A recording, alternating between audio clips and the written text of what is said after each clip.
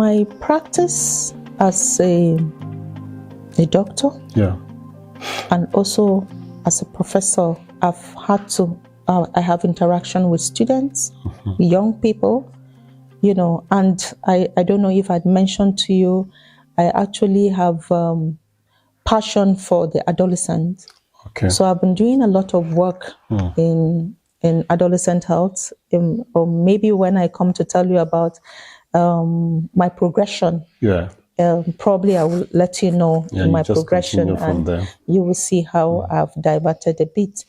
I have worked with adolescents, and they are not different, not completely different, even though there are some variations, when you look at it in according to regions and according to environment and so on. Okay. But there's a peculiarity, amongst them. Okay.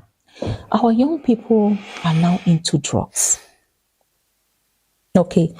And these drugs have a lot of effect on their mental health. You see young people who just waste their lives. They are just wasting their lives with drugs. Not just alcohol that we know, but there are all manner of substances that they take right now. And honestly, that is worrisome. It is not just the mental health, but it affects every organ of their bodies, But what is important right now is that they are unable to do what they should normally do because they are mentally unstable. So it's worrisome. Drugs with young people is worrisome. And Nasarawa State is not an exception. Eggon boys and girls are not exception. So for me, it's worrisome. Other things might just be perhaps I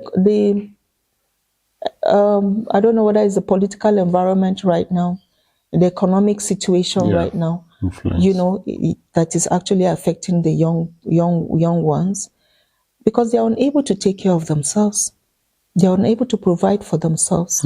So in the bid to find something to help themselves, they go into many criminality. There's I hope not, but of course we can't run away from the fact that some have gone into some criminal activity, not entirely their fault because they are jobless. Some have not been able to get to school too.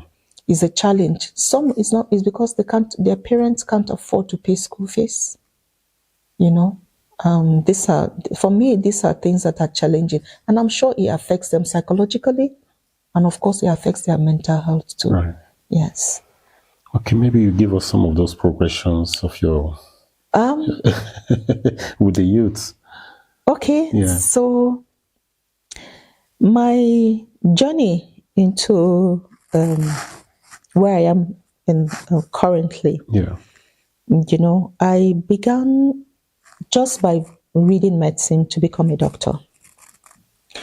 And after becoming a doctor, I wanted to reach the apex of my profession in the medical line. So I had to go through the training, and we call it residency training. Yeah. Whatever specialty you want to go into. So I chose community medicine.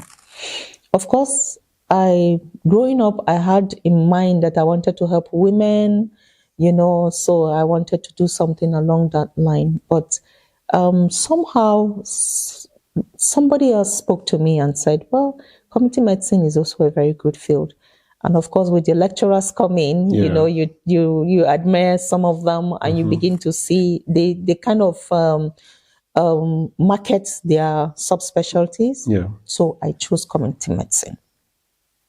Community medicine, usually to become a consultant, it takes you like average of 6 years. But sometimes it can be between 4 to 6 years. In my case, I finished within 4 years to become a consultant. As a consultant in community medicine, quite broad, I started picking interest in women. picking interest in the health of women. I started doing things around the health of women, pregnant women, how do you do that? How do you help them? But I was in the academia. Yeah. Although I wanted to work for WHO at a point. But along the line, I knew that... for money. Well, not really, because I really wanted to work in the field, yes, in the field of public health and so on. Okay. But along the line, I began to develop passion to teach. How do I give back to the community? How do I train? I picked interest in teaching, so I deviated. Not deviated completely, but I'm combining the two. So I picked interest in lecturing. And, that's the progression to becoming a professor, because that's the peak as in the academia. But in my research, I started from maternal. I went into, there's something missing, because this health of these women actually starts from when they're much younger. Right. And that took me to the adolescent age. Okay. So I started concentrating in adolescent health. I started doing my research around there. And to be more equipped in that area, I went for masters in public health. You see, not because my line was not in that area, because I was already a consultant, but I needed to be more, build my capacity in that field. Dealing with adolescents. Okay, so I went into it, and then I went for a PhD, still looking at adolescent health, and that exposed me to a lot.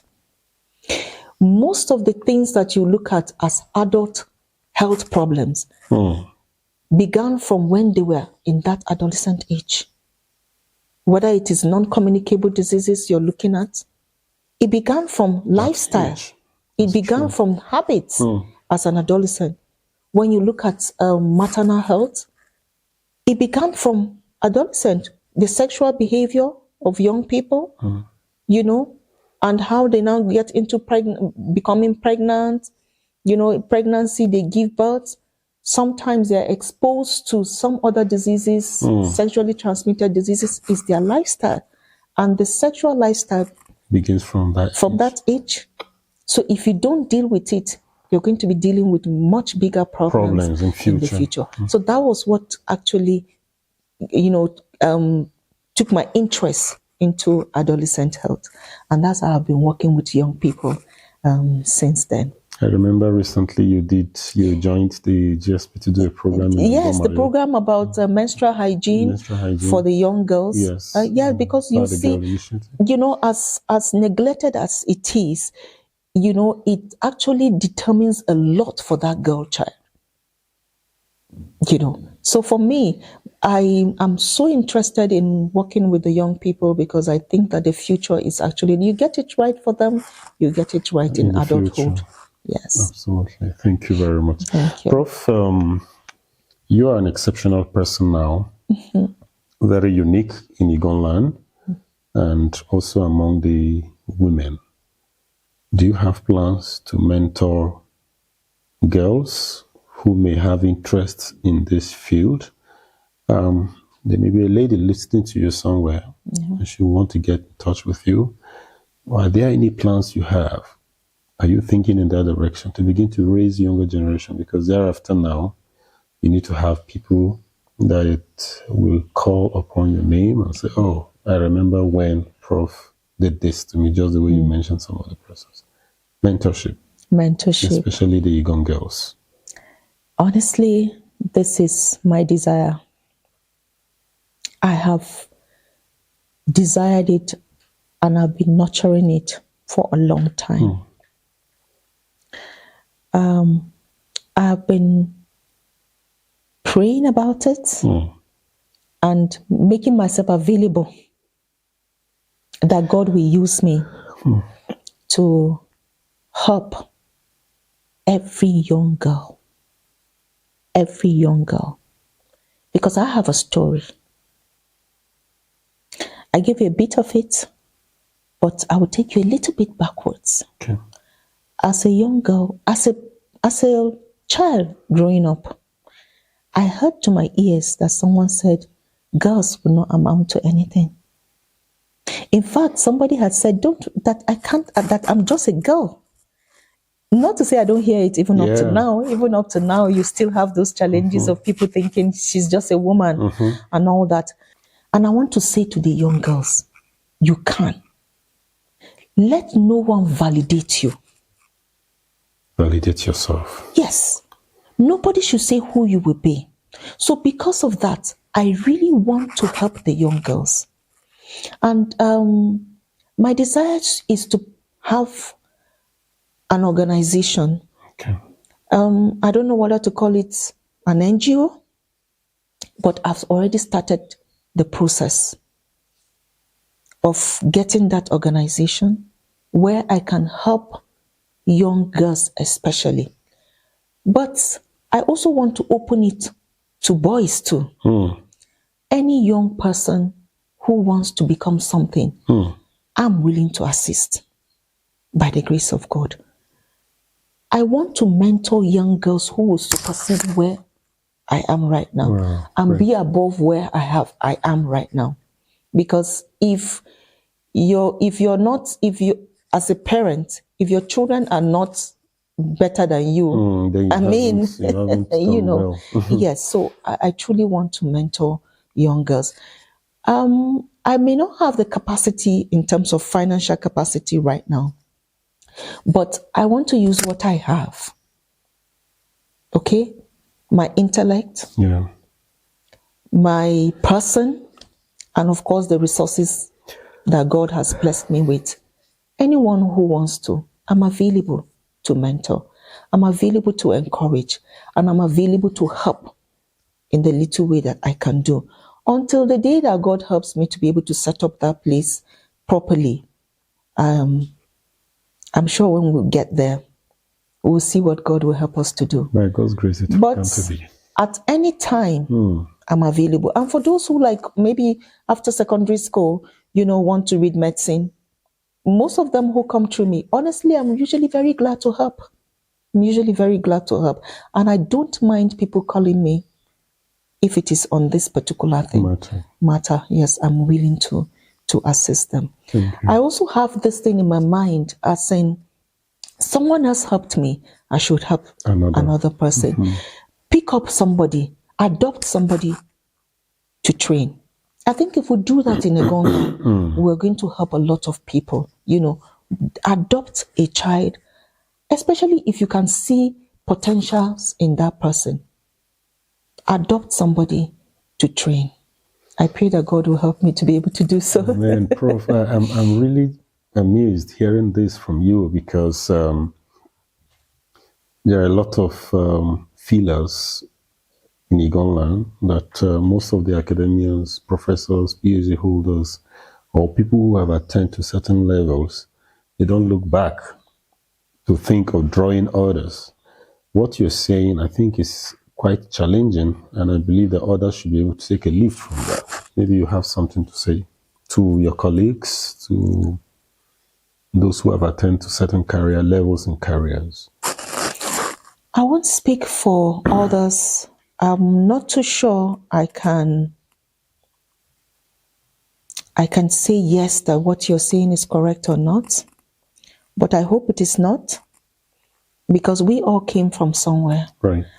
I think it's good to always look back to where you're coming from. I know where I'm coming from. I know my background, and I can't pretend about it. So I don't think it would do me good if I cannot replicate myself. Because there will be a point in the stage in your life that you cannot move on. It's the people you have trained that will help you. So even if you're not thinking about them, except if you're not actually thinking about the future. Because if you do, you will know that it's the people you have trained that will give you a push. Of course, they are the ones that will take care of you. That's true. They are the ones that will take care of you. Who are the foot soldiers? I'm not an island. How do I expect to have people behind me? I mean, someday I want to relax and see the people I've trained, all around me. It's going to be a lot of joy. Yeah. If I'm a professor and I cannot produce a professor, I failed. If I'm a doctor and I cannot help somebody to become a doctor, I failed. And if I'm a female doctor and I can't help another female to become a doctor, I think I failed. I am a female professor and I can't help someone, a female, to become a professor, I failed. People admire, I used to say this, people admire the finished product. Right. They don't know the process. But they don't remember the process. Some will say, I went through it the hard way. So go through it too. Why? For me, if I've gone through it the hard way, that's why I should soften the ground for others. I mean, you went through it so that you can prepare the way for others. They don't have to go through that. It will be my joy to produce a number of doctors, a number of professors. And this is my prayer. And not just prayer, but I'm working towards it. So I won't speak for others, but I'm sure that anyone who is in the academia should have that kind of mindset. Thank you. Great. So are there some memorable moments of your life you would like us to know? Whichever way it is. Too many. Okay. I'll probably be struggling which one to say is a memorable one for me. Maybe some of the things that will stand out is perhaps I want to share about. Just say it. We'd love to hear that.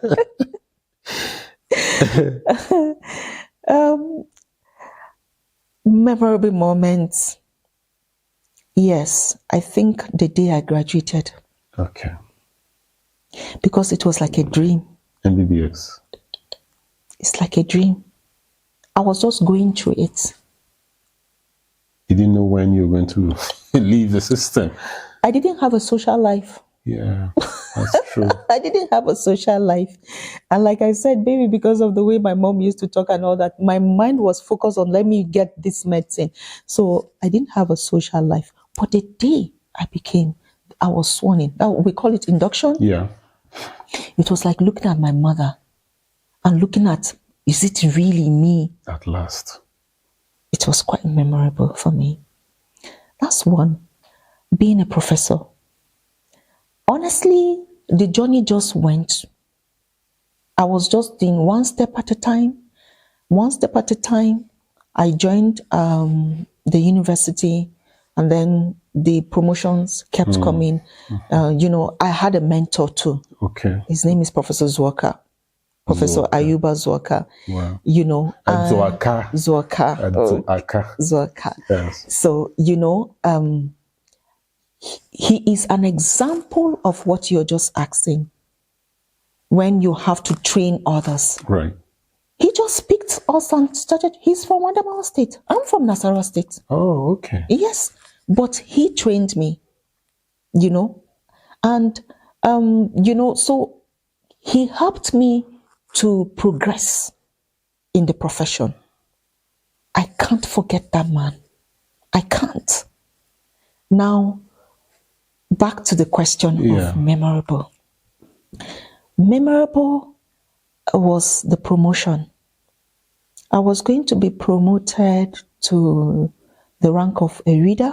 That's an associate professor at that time. And somehow the announcement went on and I didn't hear my name. But those who were at the Senate, that's the university Senate at that time, were calling me to congratulate me that they heard my name. But in my own faculty, my name was not mentioned. It was dramatic. So it's memorable. Yeah. The other side. On the other side. Eventually, they apologized that my name was, mistakenly taken to natural sciences and all that. But eventually it was announced. But the peak of it when I became a professor, believe me, as I'm talking to you, I don't know whether it makes any difference, but I don't know how I got here. I don't know how it happened. So for me, you were just walking. I was just walking. I don't know how God brought me here. So it is memorable. The day I was pronounced a professor is memorable. And I'm grateful to God. It was all by the grace of God. Nothing else. I have nothing to boast of. I cannot tell you that, oh, I was so intelligent, brilliant, or whatever. Believe me, God did it. He took me to this point.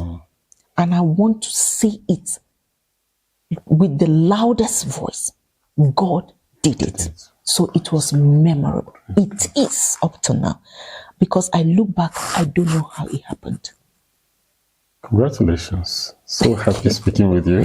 Maybe another thing that is outside academics is my husband. Okay. My husband. My husband was such a he's such a supportive husband.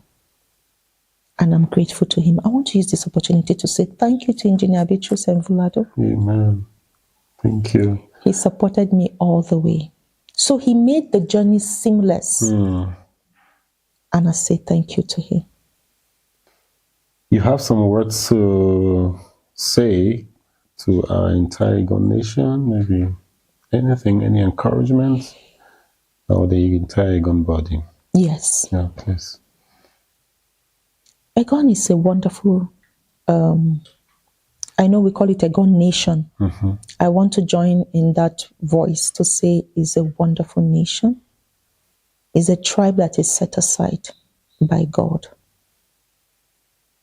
There are some cultural, we're in a patriarchal society. Yeah. And of course, some cultural practices that are already being diluted right now in terms of the value to a girl and to the male. I want to really say that I am grateful that seeing the changes going on. But I want to say, let's not differentiate, especially in training the boys and the girls. Let there be an equal opportunity for both boys and girls to study, to bring out their potentials. You cannot just by mere seeing them or looking at the sex and determine who will become great. If we celebrate great women outside Eggon nation, let us be deliberate, intentional in training our own to actually become something and be celebrated by the world. We have them. There's a lot of resources in Eggon land. Let us give our girls the opportunity to get to their peak. Just like we also give our boys the opportunity to get to the peak. Let's invest in the education of our children. Let's invest, I'm repeating it, in the education and the training of our children. I want to also say, we should invest also in training them in the medical field. Okay. Because we need them. The society needs them. The world needs them. Because there are great Eggon people everywhere. I travel. And of course, I can't deny that I'm Eggon. And I'm proud to say I'm an Eggon woman. But it wasn't easy getting here. So provide the safe space for both the boys and the girls to achieve. Thank you, Prof. So what would you want to be remembered for? You know, maybe 100 years from now, we will only be reading about you. So what will you be remembered for by the next generation? I'll be remembered as the girl, that girl whom they thought would be nothing and has reached the peak of a professor. It means I will be a reference point. I want to be a reference point for a value for the girl child. that they can say, if she made it, others can make it. Anybody, any girl can also make it. I want to be remembered for that. Let me be a reference point. Mm-hmm. Let me be a source of encouragement for others. I pray to God to help me, that I will also be remembered as someone who pulled others to get to their peak too, both as medical doctors and also as professors. Mm. I pray that God will help me, that I'll be remembered for that I've also been able to bring up somebody. Any last word to the general audience? I want to encourage everyone. Pursue your dream. Don't let your dream die, and don't let anyone determine who you will be. I will still want to repeat this word. Don't allow anybody to validate you. Validate yourself. Mm. And allow God to have a final say. In the race, hold on to God. Mm. He's the only one that will stand by you to the end. But don't give up in your dreams. Thank you, Prof. It's nice meeting with you and having this session with you. I would like to tell everyone listening to us here, today we got a very wonderful academician and a professor of medicine from an Eggon land. Please subscribe to our YouTube channel, the GSP Forum, and you'll find lots and lots and lots of information that will better your life. Thank you and God bless you, Prof. Thank you. It's a pleasure. Thank you. All right.